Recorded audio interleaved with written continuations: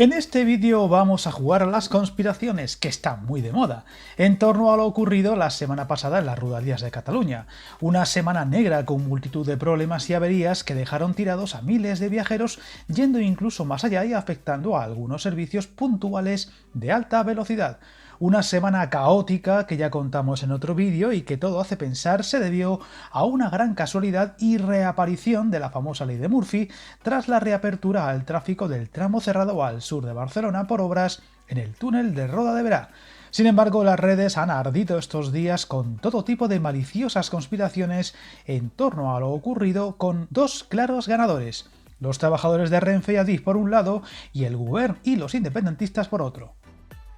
Primero vamos a hablar de ambas teorías de la conspiración y luego de las causas que todo hace pensar han llevado al caos en la semana pasada, y que, recordemos, llevó a la titular de la cartera de Territori, que se encarga del transporte y las infraestructuras en Cataluña, Silvia Paneque, a una serie de reuniones al máximo nivel para tratar de buscar soluciones rápidas o al menos dar esa apariencia, pues algunas de las acciones llevadas a cabo por esa consejería fueron cuando menos extrañas, llegando a personarse a primera hora de la mañana en uno de los centros de control a modo de hombres de negro, algo que ha llevado a no pocos colectivos, entre los que se encuentran los sindicatos ferroviarios y trabajadores del sector, a apuntar hacia un intento por desgastar a las plantillas de Renfe y Adif y echarles toda la responsabilidad, yendo más allá en una de las teorías de la conspiración, la de un sabotaje adrede por parte de alguien para demostrar una vez más que el traspaso es imprescindible y todo el mal que llega a estos servicios es por culpa de las entidades y trabajadores de la actual Renfe, la operadora, y Adif, la empresa estatal encargada de la infraestructura, incluyendo su mantenimiento. Viajar en tren nunca fue tan fácil. En trenes.com encuentra y reserva tus billetes de Renfe, Wigo, Irio y muchos otros países europeos. Vive experiencias únicas a bordo y recuerda, si vas sobre raíles, está en trenes.com. Esta presión extra llega en un momento sumamente delicado en las negociaciones para el traspaso y donde los diferentes sindicatos del sector se han opuesto por completo, llevando a convocar, recordemos, 7 jornadas de protestas y paros, incluso totales, lo que ha empujado a muchos a pensar que se trata de una serie de fallos buscados para apuntar a esos colectivos como los culpables de los problemas en Rodalies, restándoles credibilidad y por tanto legitimidad para oponerse a dicho traspaso y por tanto a convocar esas jornadas de huelga.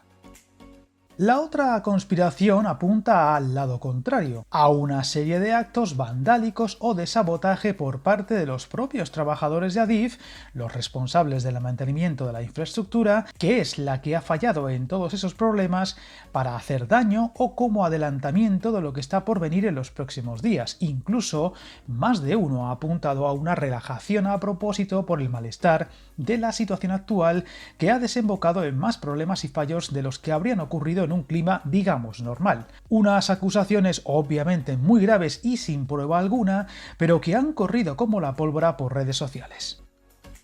Sin embargo, más allá de las casualidades o de esas teorías que tanto gusta hacer cuando las cosas se tuercen, las explicaciones más sencillas suelen ser las correctas, y el caos vivido la semana pasada tiene razones mucho más obvias. La más probable, la tormenta perfecta creada por el regreso a la normalidad, ya de por sí complejo, de una de las líneas de la red más transitada y que, uniéndose a las necesidades de inversión, modernización y mejora que sigue teniendo, supuso una serie de problemas en cascada que tardarán en corregirse del todo. La otra causa es la evidente necesidad, tanto en Renfe como en Adif, de ampliar sus plantillas y sus medios, mucho más justos en todos los frentes de lo que nos gustaría pensar, y que, a pesar de las muchas jornadas negras del pasado y presiones ciudadanas o políticas por el mismo, no se ha abordado con decisión y se sigue pecando en lo mismo, algo que está por ver si mejorará con la famosa transferencia a Cataluña.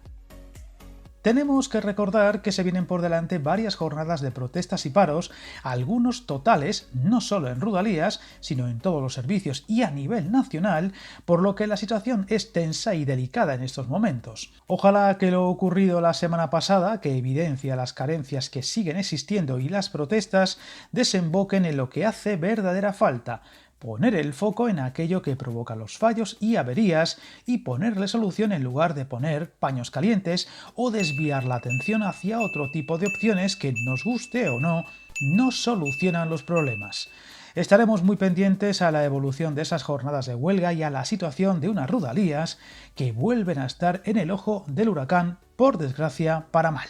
Suscríbete al canal y recuerda, hasta el camino más largo se inicia con un primer paso.